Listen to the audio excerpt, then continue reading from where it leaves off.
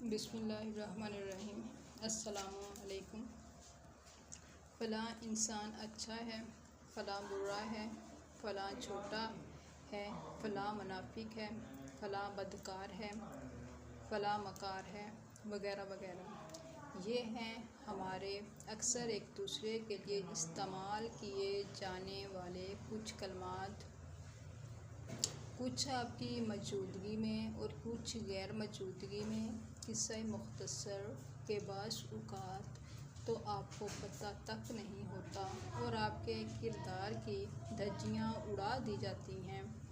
अगर कोई इंसान हमारी इससे वाबस्ता तो औक़ात पर पूरा नहीं उतरता तो हम फ़ौरन इस पर झूठे, मकार, मुनाफिक वगैरह होने की मुहर लगा देते हैं।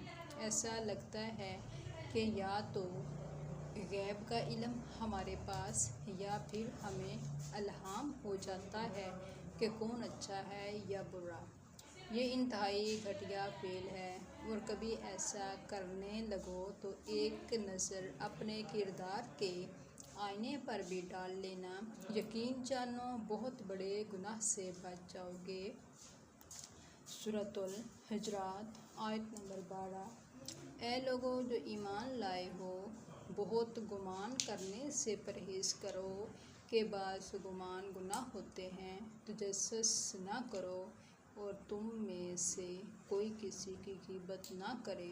क्या तुम्हारे अंदर कोई ऐसा है जो अपने मरे हुए भाई का गोश्त खाना पसंद करेगा?